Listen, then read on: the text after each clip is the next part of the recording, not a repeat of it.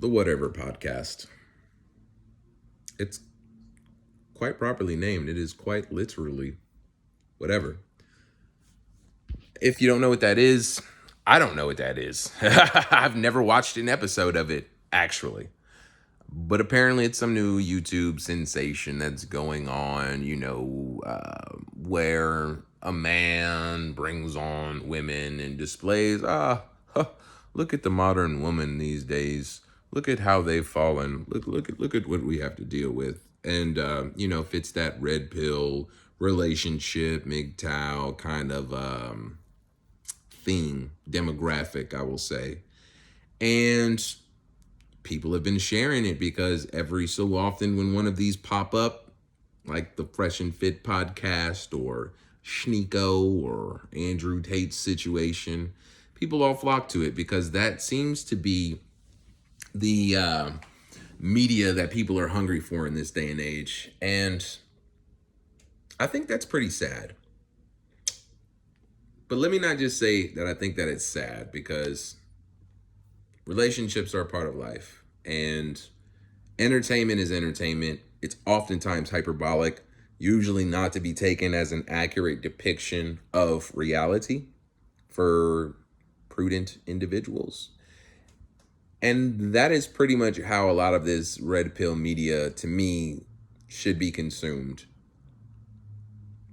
But the reason that I'm specifically bringing this up for this Whatever podcast is I just beg the question. Do you guys ever get tired of this stuff? Like, do you guys ever get tired of asking the same questions to the same people and hearing the same responses and reacting to them in the same way?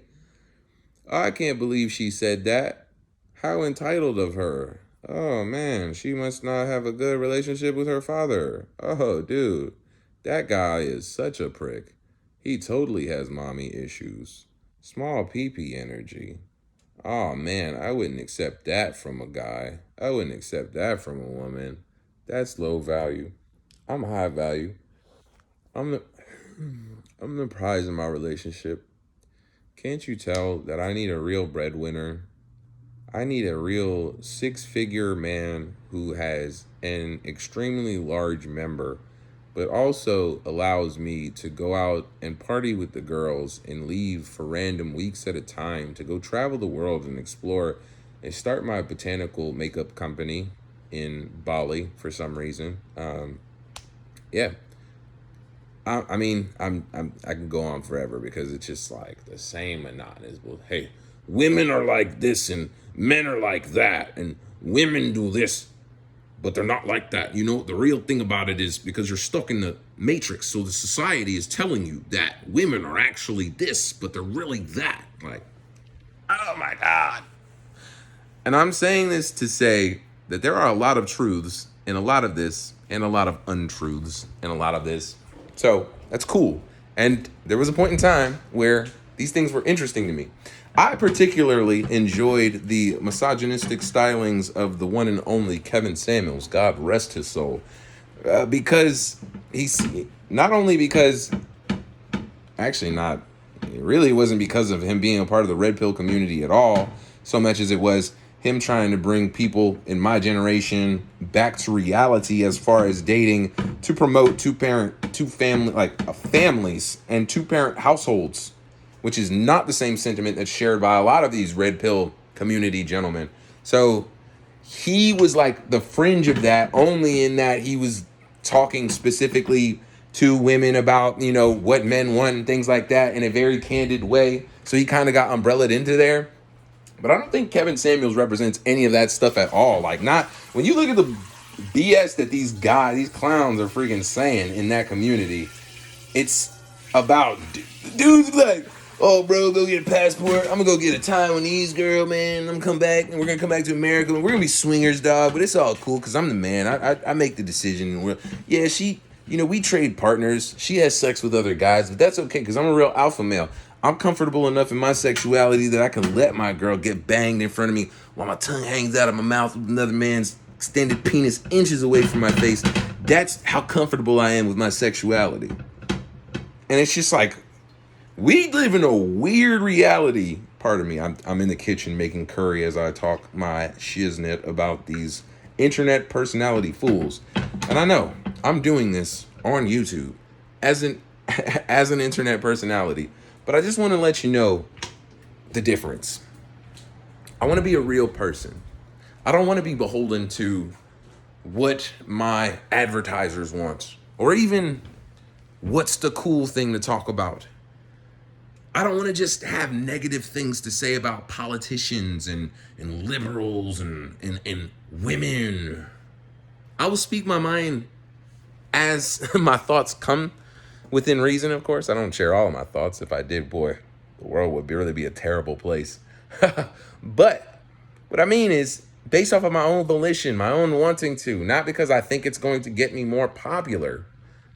I make a lot of these videos because I think that it might be a shared interest, but I want you to understand the difference between making a video because it's a shared interest and me totally devoting my channel to, hey, I want to grab onto as many people, gather them around, have them tell me what to do, and just fulfill their wishes and stuff like that. Entertainment is required, so I'm thankful that there are avenues that are like that. But have you noticed that everything is turning into that? Have you noticed that there are no true craft channels anymore? Everything adheres to what is now the trendy thing, the trendifying of everything, the virology of the internet. I'm trying to combat that here. And I've said this in my past videos, but I'm going to repeat it again. That's why I do this in this format, portrait style, on my iPhone, talking into it, Apple AirPod, no high budget, no microphone, no high fancy falutin camera, no staff, no crew, no money. If the money changes one day, then all the other things will change. But one thing that's not going to change first is me. If I were to get some type of contract for another media gig, like if somebody said, hey, we like the way you talk, we like your pretty little face, and we want to show it off over here for $90,000 a year. Well, of course, I would weigh what the contractual obligations are for that $90,000 a year. And if it felt like something that I didn't have to compromise too much of my core beliefs in, I would take that. But guess what would be in the contract? That I can still talk on here. Because I don't want to do anything that requires me to have a gag order besides my actual job. And that's why I'm so thankful. Let me talk to you about this next situation here. And that is that so many people want to get paid to do what they love. And that's cool. That's awesome. But think about it like this. If you are getting paid to do what you love and you make a living off of that, that's awesome. But then you are beholden to fulfilling your duty, and turning a hobby or something that you enjoy doing to a duty and a responsibility will change the way that you think and feel about that. The reason that I enjoy making videos in this format is because it allows me to express myself. I like the interactions that I get from people. Notice how I'm not afraid to admit that I enjoy the interaction, but I don't let that fuel me. As a matter of fact, I try to actively combat allowing that to influence me drastically. Meaning that I still try to make videos about things that are outside the realm of what I get a bunch of likes and views on. Hence why I'm making this video right now. And I want to continue to experiment and talk about different things because I don't just talk about one thing. I don't just talk about conservative media or race relations or hip hop and the No Jumper podcast. I don't want to be pigeonholed or typecast into any one of these type of things because my interests change. I change as a human. Like this monolith that these people become when they become these personalities who are expected to be this one type of person is something that I don't want to have to live up to. Especially not when it's all set up. It's an end game anyway. It's really set up to make sure that, because we know that people change. So they only do that to say, hey, you weren't the same person you were 5 years ago. Guess what? I'm definitely not going to be the same person 5 years from now. So I know it's kind of like a motif of mine to get really far off topic with relative value from what we're talking about here. So bringing it back to the whatever podcast, I can't really speak too much about it.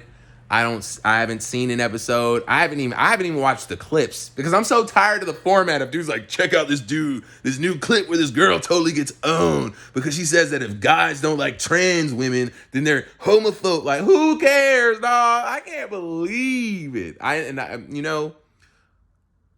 That really speaks to my stamina and endurance in this fight too, because I understand the only reason that this culture has moved in the direction that it has is because these things have been shoved down our throats in the way that they are. Trust me, we're not just readily accepting all of these things. It's been forcefully repeated.